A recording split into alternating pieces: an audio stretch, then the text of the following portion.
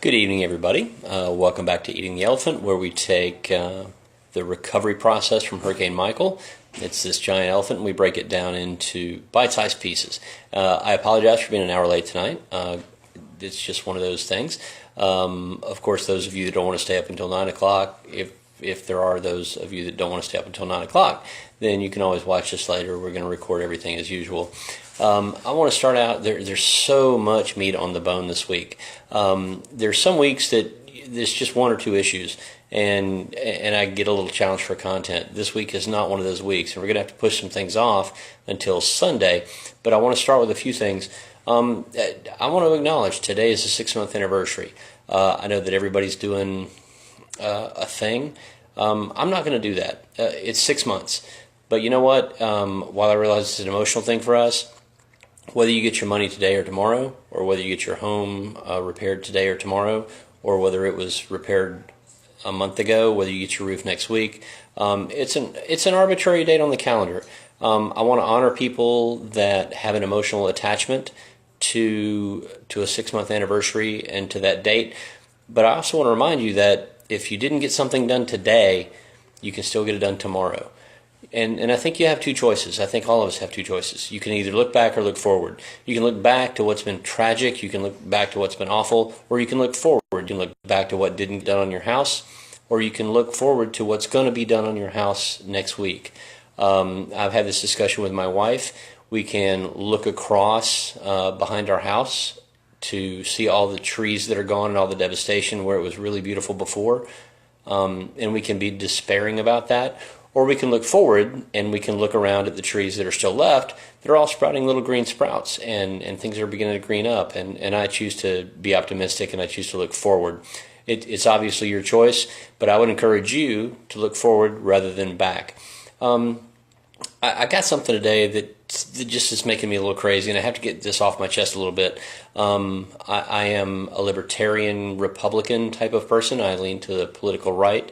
But I still listen to NPR. For those of you that are say conservative and think that's maybe a little bit of apostasy, but one of the things that I found really hilarious today, it made me stop my truck. I found it so funny, is they were talking about the pollen apocalypse, and I believe it was in South Carolina, somewhere like that. Apparently pollen's a big thing this season, and I'm an allergy guy. I sneeze at anything. You can look at me funny and I'll sneeze. But the idea of this being an apocalypse, I got to tell you, just didn't sit right with me, and it just made me a little crazy. So let's bear in mind that there are people out there that have no understanding of what we're going through. And I think rather than being upset by that, I think it's time to accept it and realize that we're going to have to move on our own. And the pollen apocalypse is going to get some sort of weird media coverage in South Carolina or North Carolina or wherever it was. But we're responsible for ourselves, and we're responsible for our own community, and I think we need to focus on that. And if we can get outside help, if we can get outside funding, if the federal government or the state is willing to step in and help us out, I think that's fantastic. I think that's proper.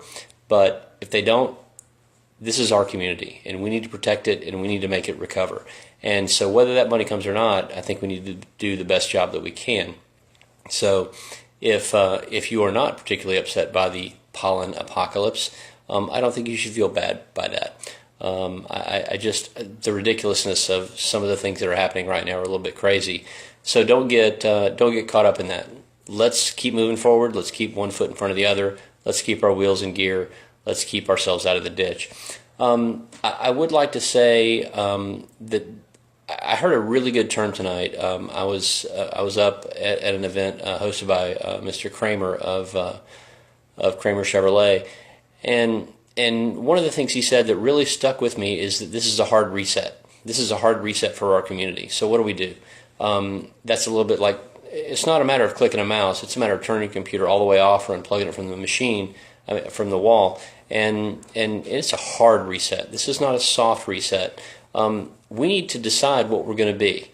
And I think you and I get to decide what this community is going to look like. And I think that's, it's unfortunate, it's tragic, but it's also something that I think we should embrace, because we have a choice here. Either you and I are going to decide what our community looks like, or someone else will. So let's decide, let's work together, and let's make it work. I don't think that's a bad thing. I think everybody needs a refresher now and then, and there are businesses in this community that are going to take this as an advantage to expand, to improve, to take some maybe old things that they really didn't want to mess with, and they're going to now have an opportunity to make them better. And I think we should focus on that. Let's look at some of these businesses. Let's look at some of these homes that we're going to have an opportunity to remodel a kitchen. I realize there are a lot of people that are still in distress, but let's do what we can if we have the opportunity to make this place better.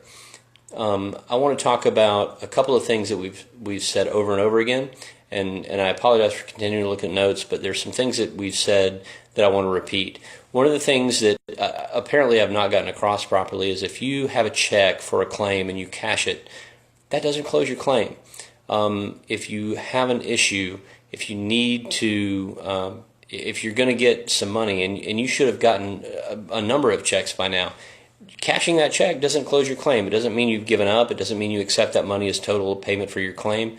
The only exception to that is that on your check itself it says full and final payment, or if you send in a form to your insurance company that releases them from any further liability, which I absolutely 100% do not advise, except under the most extraordinary circumstances.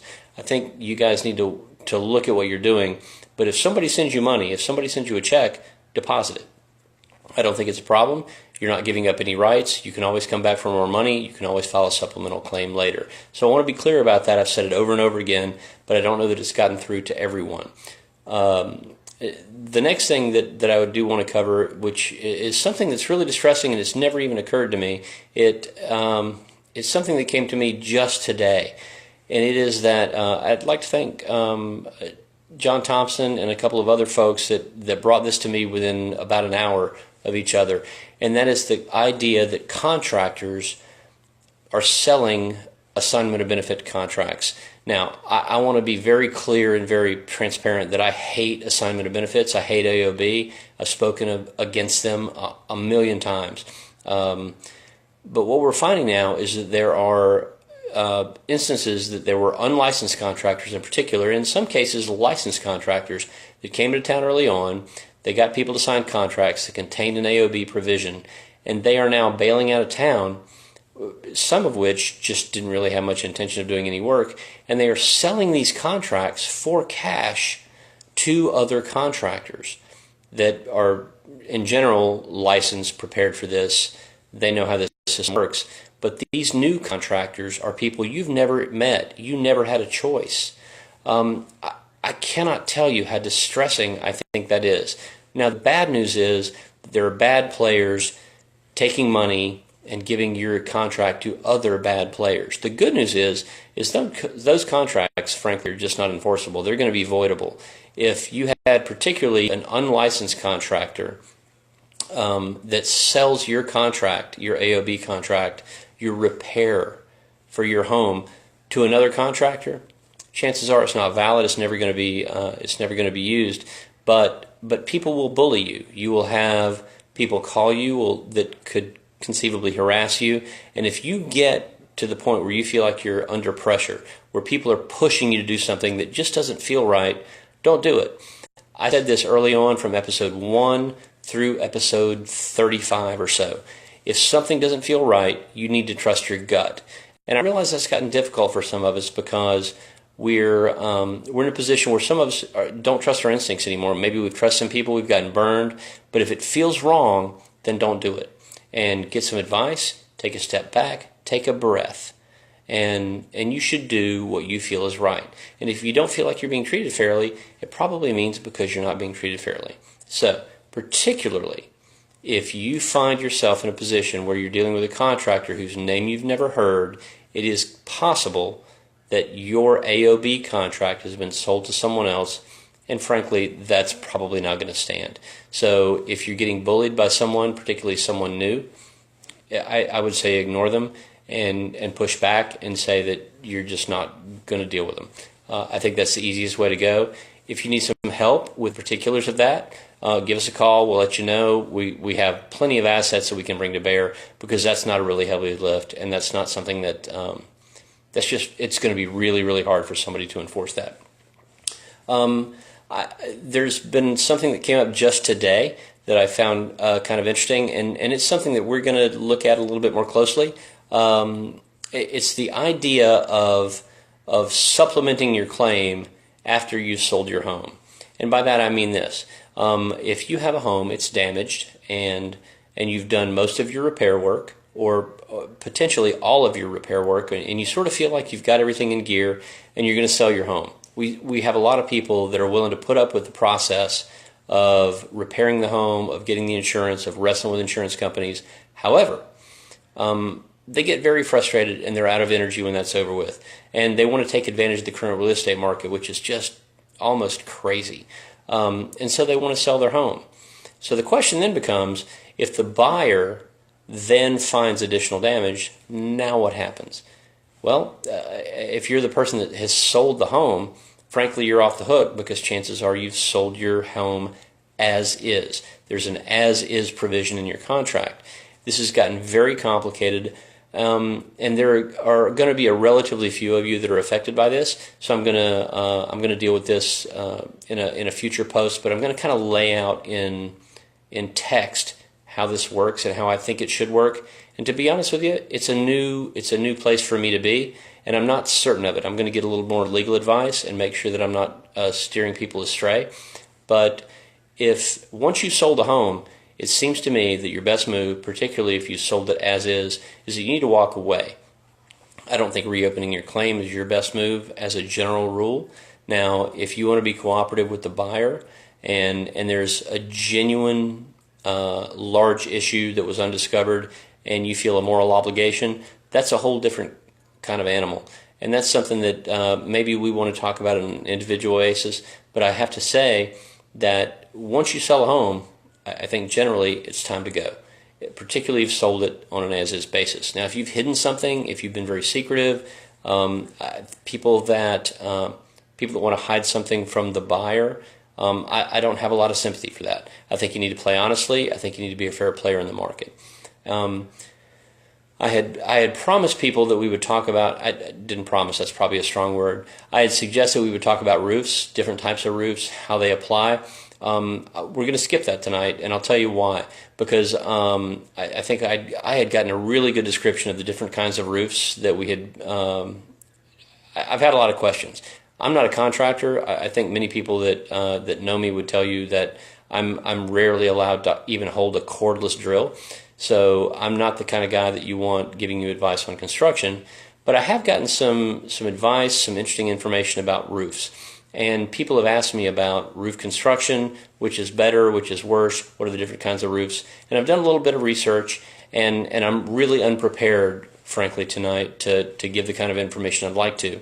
I had planned to have lunch today with a roofer that was going to give me a ton of information, and we had to make a choice to reschedule that for next week. So I hope I'll be able to bring that forward for you. But I want you to bear in mind, I'm an insurance guy. I'm not a guy that's going to put on a roof for you. But I can give you some general advice and some general information, and that'll just have to come next week. Finally, I want to leave you with one thing that we're going to open up with on Sunday. You have two choices in this storm, and I've said this before. In the wake of this, in the recovery, you can either play offense or defense, and that's your choice.